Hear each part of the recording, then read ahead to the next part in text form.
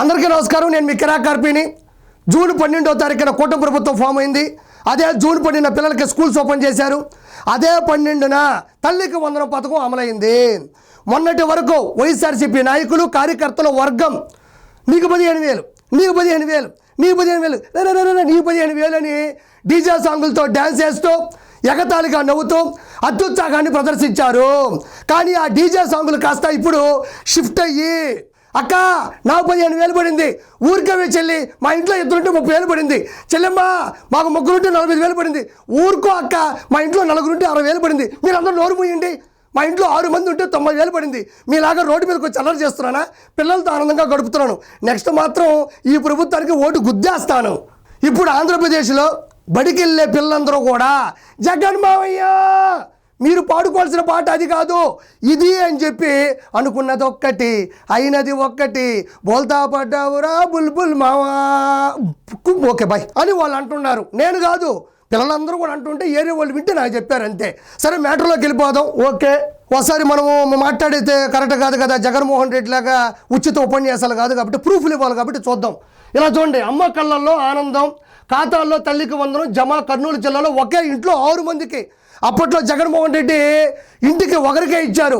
ఈరోజు చంద్రబాబు నాయుడు గారు కూటమి ప్రభుత్వం చెప్పిన విధంగా ఎంతమంది పిల్లలుంటే అంతమందికి వాళ్ళ అకౌంట్లోకి డబ్బులు నేరుగా వెళ్ళాయి. ఈరోజు బ్యాంక్ అకౌంట్ చెక్ చేసుకుంటున్నారు, ఏటీఎంలో డ్రాల్ చేసుకుంటున్నారు, బ్యాంకుల దగ్గర క్యూలు కట్టున్నారు. వాళ్ళ కళ్ళల్లో ఆనందం అనేది తనివి తీరా ప్రభుత్వం గమనిస్తూ ఉంది. అదేవిధంగా ఒకే కుటుంబంలో 6గురికి బాబు గారి కృతజ్ఞతలు, ఒకే కుటుంబానికి 65,000 జమ. పలు కుటుంబాలకు ఒకేసారి 65,000. ఎంతో ఆనందంగా ఉంది. ఒకసారి చూడండి, వీళ్ళ కుటుంబాలన్నీ కూడా చంద్రబాబు గారి పాలాభిషేకం చేస్తున్నారు. చంద్రబాబు దేవుడు, జీవితంలో మర్చిపోలేను. ఒకే ఇంట్లో 5గురికి 62,27,000 చిల్లర మందికి నేరుగా డబ్బులు వాళ్ళ కుటుంబంలో ఉండేటువంటి తల్లులకి తల్లికి వందనం పథకం కింద అమలైంది. 13,000 రూపాయలు మాత్రం ప్రతి విద్యార్థులకు ఇస్తే 2,000 మాత్రం స్కూల్ మెయింటెనెన్స్, గ్రంథాలయం కావచ్చు, మరమ్మతులు కావచ్చు, ప్లేగ్రౌండ్ కావచ్చు, లోపల టాయిలెట్ క్లీనింగ్ కావచ్చు, ఓవరాల్గా వాళ్ళకి సంబంధించినటువంటి స్కూల్లో ఉండేటువంటి మెయింటెనెన్స్ మరమ్మతులకు కూడా ఇవ్వడం జరిగింది. అప్పట్లో భారతీరెడ్డి గారు ప్రచారంలో భాగంగా మీ ఇంట్లో ఎంతమంది ఉంటే అంతమందికి 15,000 రూపాయలు ఇస్తామని చెప్పడం జరిగింది. కానీ కుటుంబంలో ఒక్కరికి మాత్రమే ఇవ్వడం జరిగింది. మాట చెప్పే ప్రభుత్వం అప్పట్లో వైఎస్ఆర్సీపీదే. ఇక్కడ మనం ఆశ్చర్యపోవాల్సిన విషయం ఒకటి ఉంది. ఎంతమందికి ఉంటే అంతమందికి డబ్బులు పడ్డాయి అని చెప్పడానికి ఒక ప్రూఫ్ చూపిస్తున్నా. ఒక కుటుంబానికి 78,000 రూపాయలు. దేవనకొండకు చెందిన చాంద్ బాషా, షకినాబీ కుటుంబానికి వ్యవసాయమే జీవనాధారం. వీరికి 6గురు కుమార్తెలు, అందరినీ ప్రభుత్వ పాఠశాలలో చదివిస్తున్నారు. తల్లికి వందనం పథకానికి వీరంతా అర్హత సాధించడంతో తల్లిదండ్రులు ఆనందం వ్యక్తం చేస్తున్నారు. ఇప్పటి వరకు 78,000 ఖాతాలో జమ అయినట్లు విద్యార్థుల తండ్రి చాంద్ బాషా తెలిపారు. వచ్చిన నగదును బ్యాంకులో తమ కుమార్తెల పేరిట జమ చేస్తున్నట్లు తెలిపారు. నేను ఏం మాట్లాడటంలే, ఎంతమంది ఉంటే అంతమందికి డబ్బులు పడ్డాయి అని చెప్పడానికి ఇదే ప్రూఫ్. ఇది నేను కట్టు కథ అయితే, నేను రాసిన కథ అయితే, ఇదే ఊరు దేవనకొండకి వెళ్ళండి, చాంద్ బాషా గారు, షకినాబీ గారు కుటుంబం దగ్గరికి వెళ్ళండి, వాళ్ళ అకౌంట్ స్టేట్మెంట్ తీయండి, అందులో డబ్బులు పడ్డాయి లేదా చెక్ చేయండి. ఆ డబ్బులు ఎక్కడి నుంచి పడ్డాయి కూడా చూడండి, పరిశీలించండి, పర్యవేక్షించండి.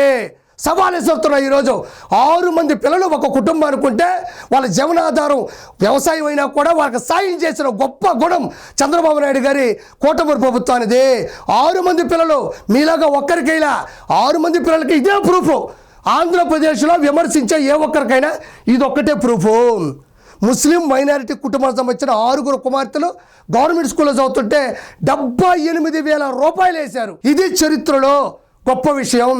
ఇదొక్కటి చెక్ చేసుకోండి, ఇదొక్క స్టేట్మెంట్ తీయండి, ఇది కరెక్టు.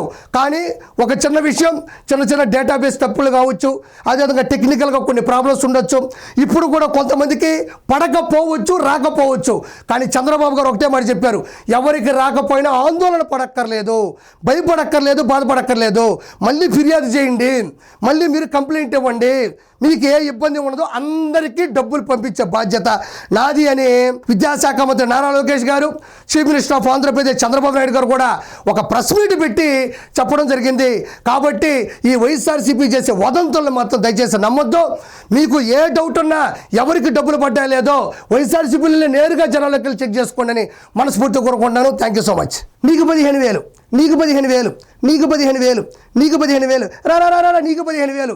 ఇంకా ఈ మాటలు కట్టి పెట్టండి. ఇక చివరిగా మీకు మిగిలింది మాత్రం నీకు రాజమండ్రి సెంటర్ జైలు, నీకు కడప సెంట్రల్ జైలు, నీకు నెల్లూరు సెంటర్ జైలు, నీకు విశాఖపట్నం సెంటర్ జైలు. అందరికీ అండగా ఉండి అంబడికి మాత్రం అండమానే.